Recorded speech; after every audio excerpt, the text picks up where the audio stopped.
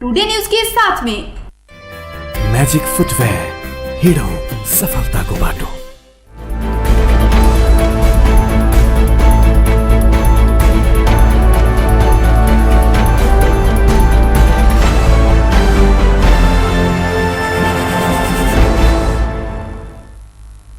नमस्कार, टुडे समाचार में अपने सबक स्वागत है। हम सपना समाचार शुरू करी। स्वास्थ्य मंत्रालय मुख्य प्रशंसा आई एक के दिन नेपाल में 226 गोटे में कोरोना संक्रमण पुष्टि भेला। देशक विभिन्न स्थान में रहल प्रयोगशाला में कैल गेल जांच के क्रम में 226 गोटे के नया कोरोना संक्रमण भेटल स्वास्थ्य मंत्रालय प्रवक्ता डॉक्टर विकास देवकोटा जानकारी देने छथि। संक्रमित में 213 गोटे पुरुष आ 13 गोटे महिला आइस्ता नया संक्रमित थपाइल संगे संक्रमित की संख्या 1758 पुगल अछि। जय मध्य 221 गोटे इलाज के बाद डिस्चार्ज सेहो भेल अछि। नेपाल में कोरोना संक्रमण के कारण 8 गोटे के मृत्यु समेत भ चुकल अछि। सोम दिन डोटी में सेहो संक्रमित थपाइल संगे संक्रमित जिला के संख्या सेहो बढ़ क 59 पुगल प्रवक्ता देवकोटा के कहब छल।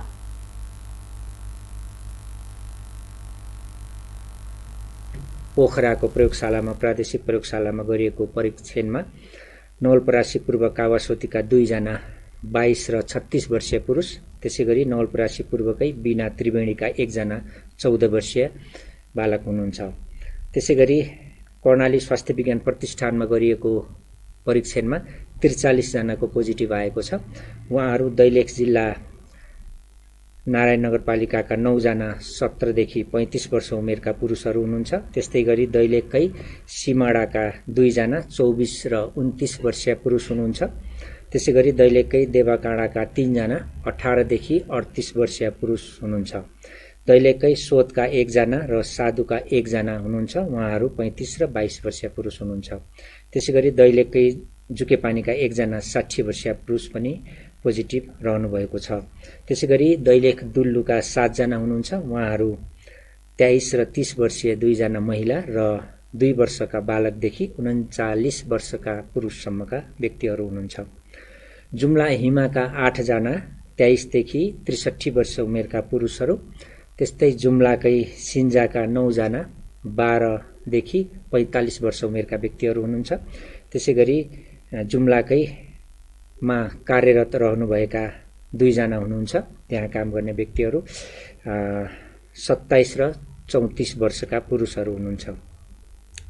त्यसैगरी प्रदेश अस्पताल सुर्खेत र पशुपन्छी रोग अन्वेषण प्रयोगशाला सुर्खेतमा गरिएको परीक्षणमा 32 जनाको पोजिटिभ आएको छ। उहाँहरू दैलेख नारायण नगरपालिकाका 16 जना 10 वर्षीय बालकदेखि 36 वर्षीय उमेरका पुरुष हुनुहुन्छ।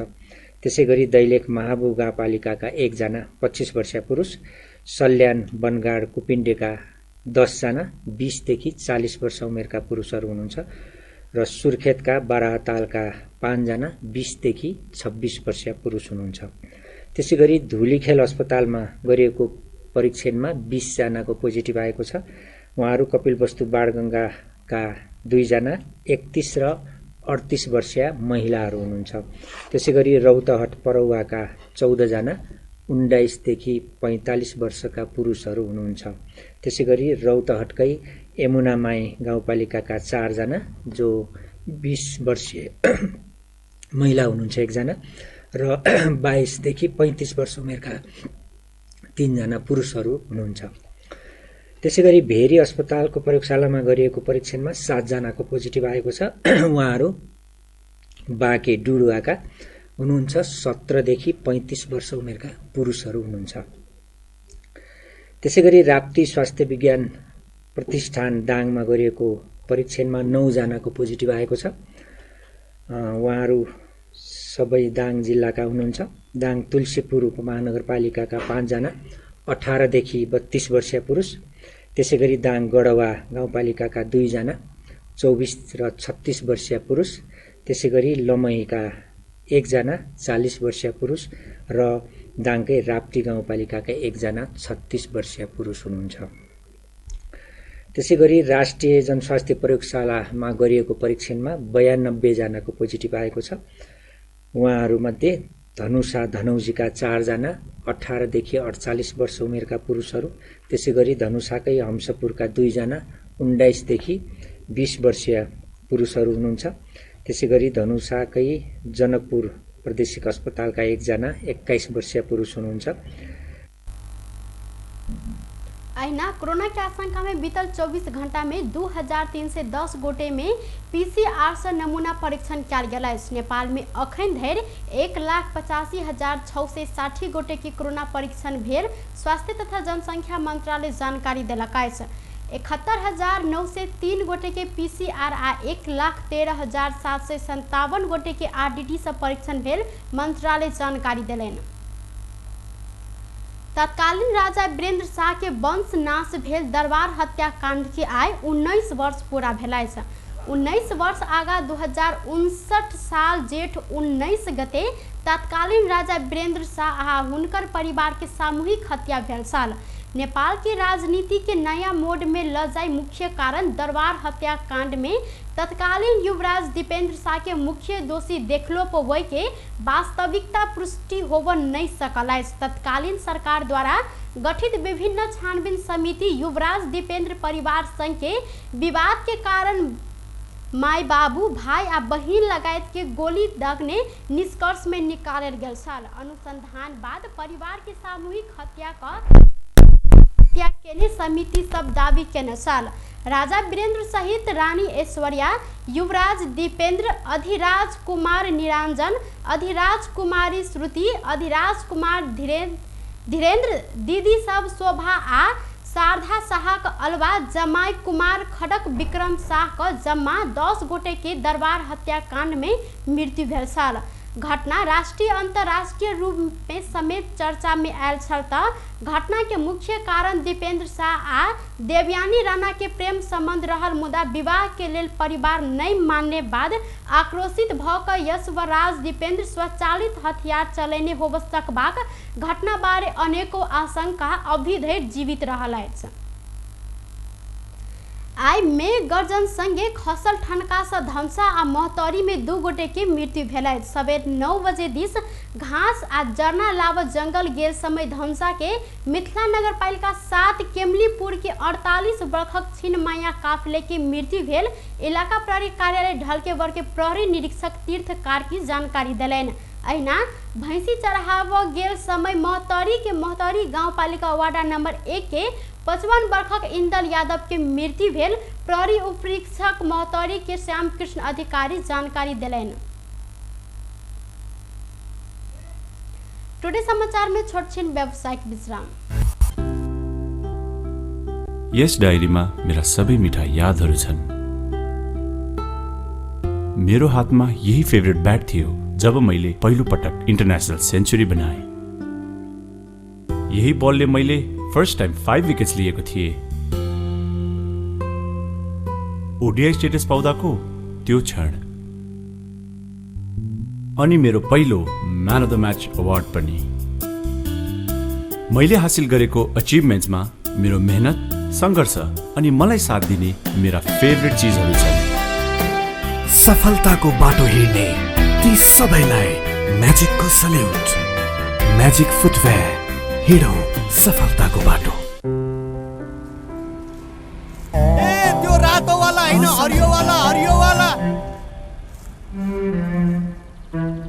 सानो वाला हैन के, ठुलो वाला गाडीमा ठुलो वाला। नमस्कार साउजी। नमस्कार, बसौँ न बसौँ। अनि उहाँ चाहिँ मास्टर वाला कि इन्जिनियर वाला? यो कान्छो इन्जिनियर। ए कान्छो इन्जिनियर वाला।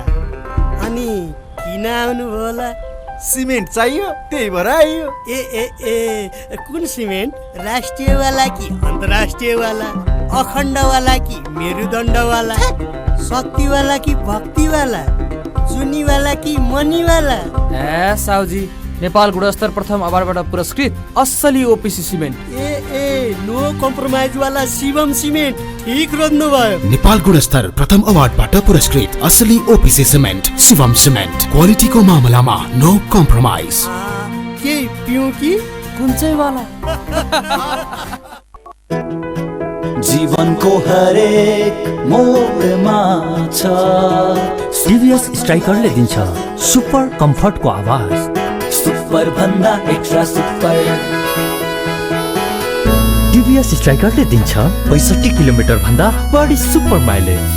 हरेक दिन यात्रा गर्छु म भरोसा लिएर।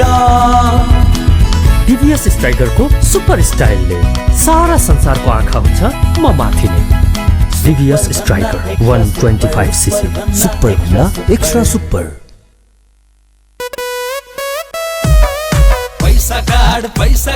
पैसा कार्ड आइएमई काउन्टर गेलै पैसा कार्ड लेलकै। पैसा राईका ब्याज कमाई पैसा कार्ड एने ओनी देखली सब कुछ किन मिलल। सब दुकान में चलत अब पैसा कार्ड। नया चलन आइल चुली तिरली चलल। अपन जनकपुर में चलते पैसा कार्ड। अपन जनकपुर कैशलेस जनकपुर आइए नजीक आईएमई काउंटर से पैसा कार्ड लिया आ कोनो दुकान में कार्ड लक पैसा तिरु आ ब्याज से हो कमाऊ। छुली तिरली चलल।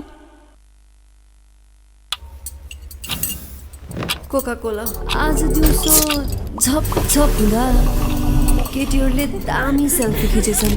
त्यो मिस भयो। मन पर्ने सिनियर बोल्न आएको थियो त्यो पनि मिस भयो।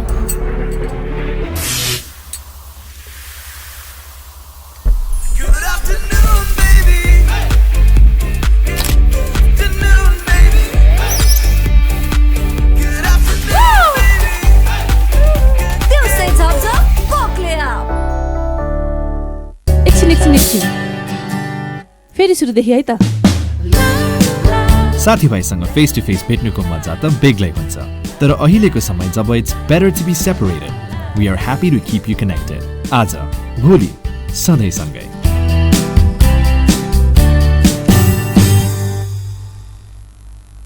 छोटछिन व्यावसायिक विश्रामक बाद पुनः स्वागत आएछ बाँकी के समाचार। किछ अध्यादेश खारेज कर नेपाल एन की साबिकक व्यवस्था बचेबाक लेल बनल अध्यादेश के प्रतिस्थापन कर विधेयक 2077 प्रतिनिधि सभा में प्रस्तुत कयल गेल अछि।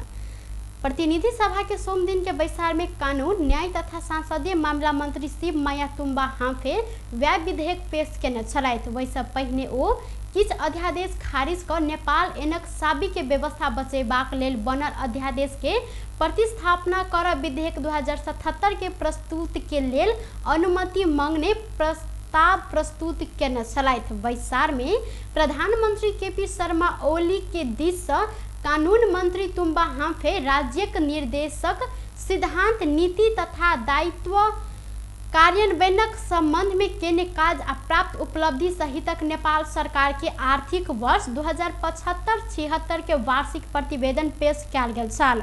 तहिना महिला तथा सामाजिक समिति सभापति नीरू देवी पाल महिला तथा सामाजिक समिति के वार्षिक प्रतिवेदन 2077 पेश कयलनि।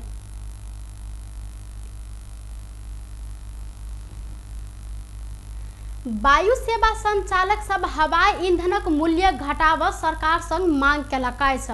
उड़ान प्रतिबंधक कारण विभिन्न वायु सेवा कंपनी के दैनिक 6 करोड़ रुपया घाटा रहल कहत ओ सब ईंधन में उच्च नफा भेल समय सरकार के भाव घटाव पर मांग केलक अछि। वायु सेवा संचालक संघक अध्यक्ष कैप्टन रामेश्वर थापा भारत से हवाई ईंधन दोबर महंग रहला से भाव घटाव मांग केलक अछि।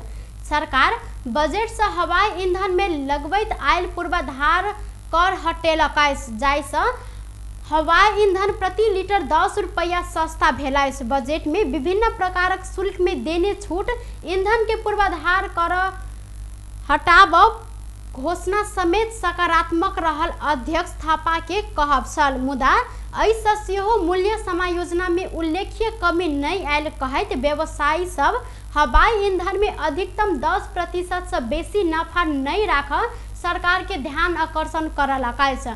तहिना बैंकिंग प्रणाली से संबंधित विषय के मौद्रिक नीति से सहजीकरण क देव संचालक सबके मांग रहल अछि।